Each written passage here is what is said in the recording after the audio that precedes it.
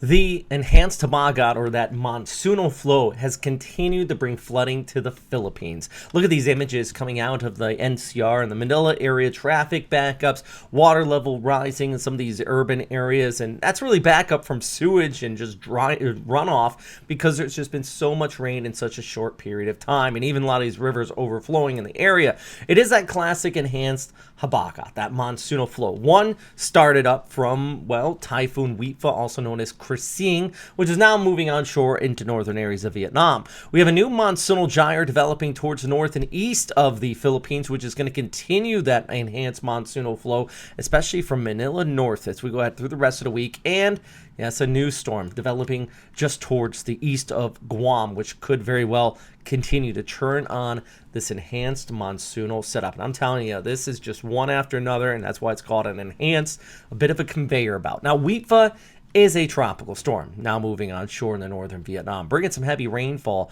for our friends around Hanoi. Then it's eventually going to move over towards the west there into northern areas of Laos and, yes, over towards Thailand. So big issue with that continues to be the rain closer to the center of that storm as it passes over Hanoi here. But if we pull back the picture, we can get a good idea of where, one, you have that impacts from there, but you still see that enhanced monsoonal flow even after Witva dissipates. So we're going to continue to see that because we have this new storm developing just towards the east of Luzon. And then you can see where the rainfall accumulation map kind of shows here in that extended outlook just north of Guam as a new potential tropical system. And some of the guidance even going straight up typhoon on this area here too. So yes, you got 1, 2, maybe even 3 and 4 areas combined with all of that enhanced monsoonal flow. And really just taking a look at the broader futurecast really gives you a good idea of just how these are all connected and continues in bringing that amount of moisture. And actually, speaking of moisture, let's look at the water vapor outlook. So this is water vapor imagery futurecast, ECMWF, kind of showing you where the precipitable moisture is going to be. And you can really just see how that moisture continues to pump here Friday, Saturday, Sunday, and the Monday for West Coast and northwestern Luzon. And another image here just showing you that river of moisture, as I like to call it. In fact, this is a good graphic right here, just showing you what I'm talking about. What is river moisture? It's basically in the sky. There's just almost act like an atmospheric river. It's this area of just moist air combined with daytime heating instability, and those warm sea surface temperatures gets picked up, and it's just going to continue to pump that conveyor belt on shore. So yeah, here we go. Tuesday, Wednesday, and the Thursday. You can see where the heaviest of that precipitation sets up from Manila over towards Subic, down towards Mindoro.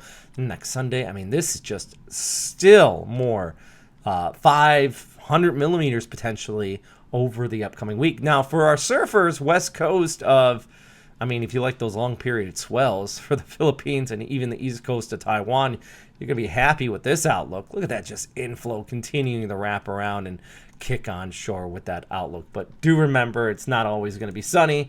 Of course, you have that just general moisture inflow kicking in with it. So, yeah, that's the big topic here as we continue to look ahead.